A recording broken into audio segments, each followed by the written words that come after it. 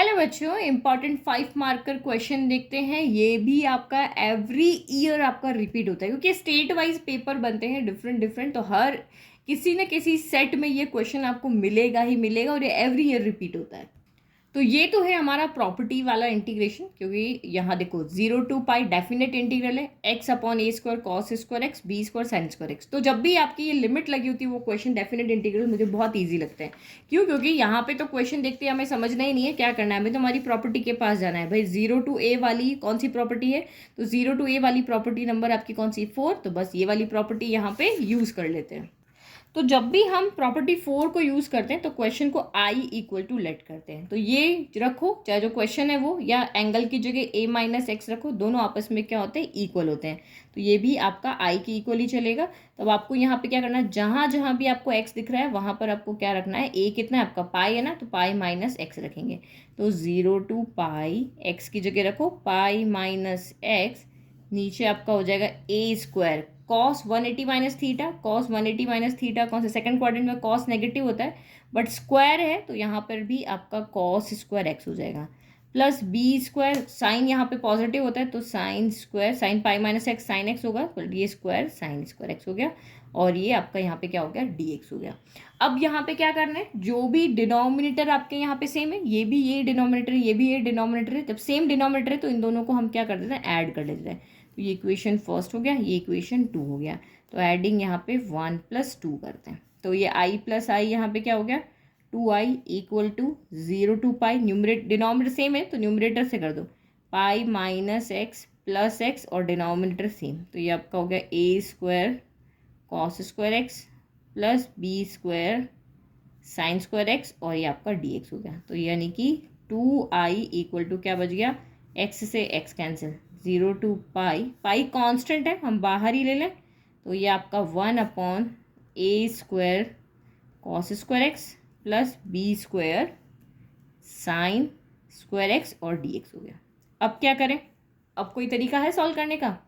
देखो sine cos में तो मुझे कोई तरीका यहाँ पे नहीं दिख रहा है, बट मुझे पता है अगर डिनोमिनेटर में यहाँ पर क्या हो जाए, 10 आ जाए, डिनोमिनेटर में अगर यहाँ पे 10 आ जाए तो कुछ यहाँ पे काम हो सकता है, क्योंकि हमने वैसे बहुत सारे क्वेश्चन किए 1 + √10x वाले, 10 वाले, तो बहुत क्वेश्चन सॉल्व किए। तो हमें इसको क्या करना है, इसको 10 में कन्वर्ट करते हैं। तो यहाँ पर कॉस स्क्वायर, क्योंकि साइन अपॉन कॉस 10 होता है तो इसीलिए कॉस स्क्वायर एक्स से मल्टीप्लाई भी करते हैं, और कॉस स्क्वायर एक्स से यहाँ पे मल्टीप्लाई भी किया और डिवाइड भी किया। तो डिवाइड दोनों के नीचे अलग अलग जाएगा, और ये कॉस जो 1/cos हो रहा है ना, ये भी, तो ये 1/cos ऊपर जाके क्या बन जाएगा, sec² x बन जाएगा। तो बस ऐसे ही ट्रिग्नोमेट्री के क्वेश्चन जब भी आते हैं तो दिमाग लगा करके ही बस ये काम हम यहाँ पे कर सकते हैं। तो ये पाई हो गया 0 to π, 1/cos sec² x हो गया। देखो 10 नीचे बन जाएगा तो 10x का डिफ्रेंशिएशन हमें ऊपर मिल गया, तो हमारा काम इजीली हो जाएगा। और ये cos² कैंसिल, a² बचा, और ये आपका यहाँ पे b² साइन बाय cos 10 होता है, तो ये आपका यहाँ पर क्या हो गया, tan² x हो गया, dx हो गया। अब यहाँ पे आपके दिमाग में आ रहा है कि tan x को t मान लेते हैं, sec² x dx dt हो जाएगा, और ये 1/a² प्लस b² यहाँ पे t² हो जाएगा। जो दिमाग में आ रहा है वही काम करके देखते हैं। ओके, तो लिखो let tan x = t। tan x का डिफ्रेंशिएशन क्या होता है, sec² x dx = dt। अब आपका यहाँ पे t हुआ तो एंगल भी चेंज होंगे, तो लिखो व्हेन x = 0, तो tan 0 भी कितना होता है, 0, तो दिस इम्प्लाइज t = भी 0 हो जाएगा। व्हेन x = π है तो tan π, x = π, यहाँ पाई रखो तो tan π भी कितना होता है, 0, तो यहाँ पे t = भी क्या आ रहा है, 0 आ रहा है। तो दोनों लिमिट यहाँ पे क्या हो रही है, सेम हो रही है। ऐसा हमने अभी तक एक भी क्वेश्चन नहीं किया जहाँ पर लिमिट सेम होती हो।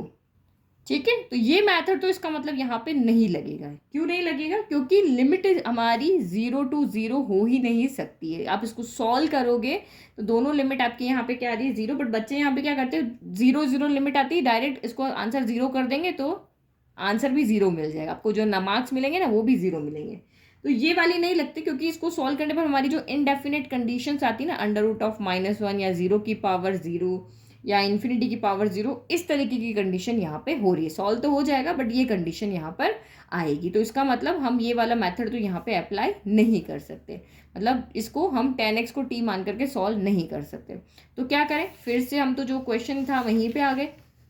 अब कौन सी प्रॉपर्टी है जिसको हम यहाँ पे यूज़ करें, तो देखो हम यहाँ पे क्या करते हैं, हम इस, क्योंकि हमारा जो प्रॉब्लम कौन क्रिएट कर रहा है, हम इस मेथड से सॉल्व कर लेते हैं, लेकिन प्रॉब्लम क्या क्रिएट हो रही है, पाई की वजह से, क्योंकि 10 पाई भी आपका यहाँ पे क्या हो रहा है, 0 हो रहा है। तो मैं यहाँ पे क्या करती हूँ, इस लिमिट को ही यहाँ पर चेंज कर देते हैं, तो लिमिट को ही हम यहाँ पे चेंज कर देते हैं। तो ये लिमिट कैसे चेंज होगी, मैं यहाँ पे इस लिमिट को 2 से मल्टीप्लाई भी कर देती हूँ और 2 से डिवाइड भी कर देती हूँ, तो ये लिमिट मेरी अब क्या हो गई, चेंज हो गई। तो अब देखो यहाँ पे हम प्रॉपर्टी कौन सी यूज़ करते हैं, मैं लिमिट प्रॉब्लम क्रिएट करी, लिमिट को हटा दे, तो 0 to 2a वाली प्रॉपर्टी नंबर 5 हम यहाँ पे लगा सकते हैं कि 0 to a f(x) dx और plus 0 to a f of 2a minus x dx, इसके ये क्या होता है, इक्वल। तो हमारी लिमिट ही यहाँ पे क्या हो जाएगी, चेंज। ए हो गया ना भाई, 2a, ए कितना हो गया, π/2 हो गया, तो पाई हट के अब जहाँ पे भी पाई है पाई आपको दिख रहा था वो सब हट के अब क्या हो जाएगा, π/2 हो जाएगा।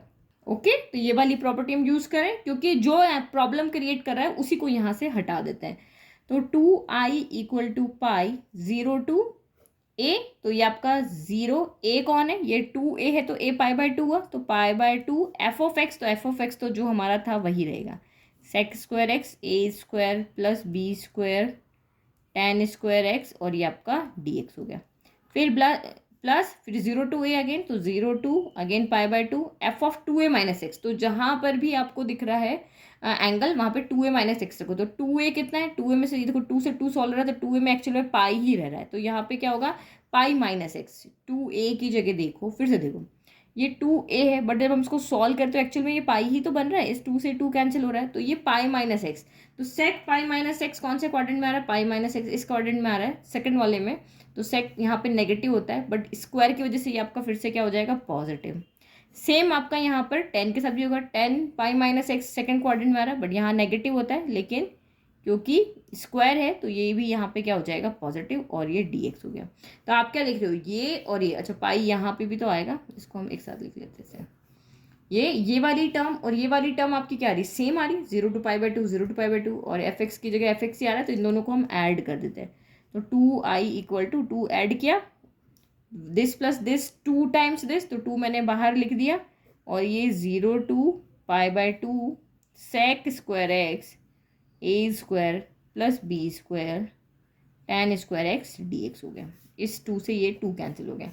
लेकिन अब हमारा क्वेश्चन जो हम लेट करके चल रहे थे उससे सॉल्व हो जाएगा, क्योंकि यहाँ पे x की जगह भी हम रखेंगे क्या, π/2, और π/2 के अंदर जो वैल्यू होती है 10 की वो इन्फिनिटी होती है, तो हमारी लिमिट अब क्या आएगी, सेम नहीं आएगी। सेम नहीं आएगी तो हमारा काम यहाँ पे हो जाएगा, हम सॉल्व करने के। अब हम यहाँ पे लेट करते हैं, let tan x equal to t, तो दिस इम्प्लाइज डिफ्रेंशिएट करो, sec square x dx equal to आपका क्या हो गया, dt।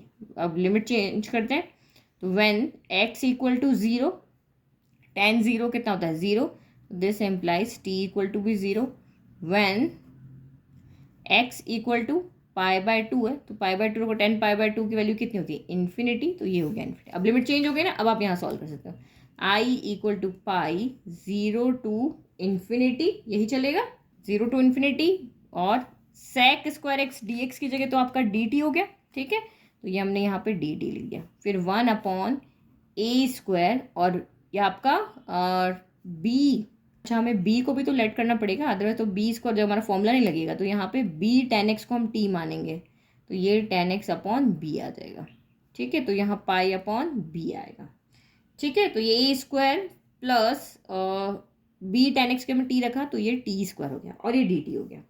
अब फॉर्मूला क्या होता है, integration of 1/a square plus x square क्या होता है, तो tan इनवर्स होता है, i equal to pi upon b 1/a, तो 1/a tan inverse x upon a, तो t अपॉन a, और लिमिट लगा दो 0 to इन्फिनिटी, ठीक है, यही हमारा फॉर्मूला है। अब लिमिट पुट कर लेते हैं, तो i equal to pi upon b, इस a को भी बाहर ले लेते हैं, पाई अपॉन a भी हो गया, लिमिट पुट करो, tan इनवर्स t की जगह इन्फिनिटी अपॉन ए माइनस tan इनवर्स 0 अपॉन ए। अब यहाँ पे देखो इन्फिनिटी में किसी भी नंबर से डिवाइड करो, पूरा ब्रह्मांड है उसको किसी एक छोटे से नंबर से डिवाइड करोगे तो इन्फिनिटी में कोई चेंज होना है क्या, नहीं होना है, तो यहाँ पर tan इनवर्स इन्फिनिटी रहेगा, और यहाँ पे ज़ीरो में किसी से भी डिवाइड करो ज़ीरो ही आता है, तो ये ज़ीरो हो गया। अब यहाँ पे देखो pi upon a b, tan inverse, tan में इन्फिनिटी में क्या वैल्यू होती है, इन्फिनिटी कहाँ पे आता है हमारा, पाई बाय टू पे, tan पाई बाय टू हो गया।